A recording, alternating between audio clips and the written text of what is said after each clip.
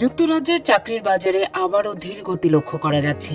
Office for national statistics প্রকাশিত সর্বশেষ তথ্য অনুযায়ী এ নিয়ে টানা সপ্তম মাসের মতো দেশটিতে বেসরকারি খাতে কর্মসংস্থান হ্রাস পেয়েছে এবং বেতন বৃদ্ধির হারও কমেছে। অনেক কোম্পানি নিয়োগের সতর্কতার কারণ হিসেবে অর্থমন্ত্রী র্যাচেল রিভসের কর বৃদ্ধিকে কারণ হিসেবে উল্লেখ করেছে। আবার অনেক কোম্পানি পরবর্তী বাজেটে আরও কর বৃদ্ধির আশঙ্কায় নিয়োগ স্থগিত রাখছে। এদিকে দেশটিতে টানা সপ্তম মাসের মতো পে রোলে থাকা কর্মীদের সংখ্যা আরও কমেছে। সব মিলিয়ে এই অবস্থা ফেব্রুয়ারি থেকে শুরু হওয়া ধারাবাহিক পতনেরই অংশ। প্রাথমিক হিসাব অনুযায়ী আগস্ট মাসে কোম্পানিগুলোর পে রোলে থাকা কর্মীর সংখ্যা জুলাইয়ের তুলনায় কমেছে 8,000-এর বেশি।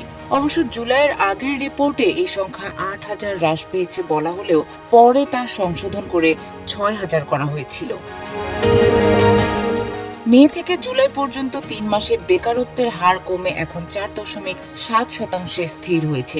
এটি 2021 সালের দ্বিতীয় প্রান্তিকের পর সর্বোচ্চ হলেও একই সঙ্গে পূর্ববর্তী মাসের হার অর্থাৎ 4.8% থেকে কম। ফলে মোট গড় সাপ্তাহিক উপার্জন কিছুটা বৃদ্ধি পেয়েছে।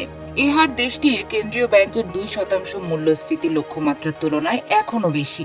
আবার আগস্ট পর্যন্ত 3 মাসে চাকরি শূন্য পদের সংখ্যা বেড়ে দাঁড়িয়েছে 7,28,000, যা 2021 সালের পর সর্বনিম্ন অবস্থা থেকে কিছুটা উন্নতি।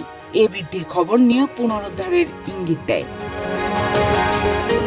এ প্রসঙ্গে ডয়চে ব্যাংকের প্রধান অর্থনীতিবিদ সঞ্জয় রাজা বলেন, স্টাফ ছাঁটাইয়ের ঢেউ সম্ভবত শেষ হয়েছে, তবে বাজেট অনিশ্চয়তা নিয়োগে প্রভাব ফেলবে এবং বেতন চুক্তি আরও কমতে পারে। সব মিলিয়ে দেশটির কেন্দ্রীয় ব্যাংক অব ইংল্যান্ড মূল্যস্ফীতির বিষয়ে উদ্বিগ্ন। এজন্য তারা সুদের হার অপরিবর্তিত রাখার পরিকল্পনা করছে।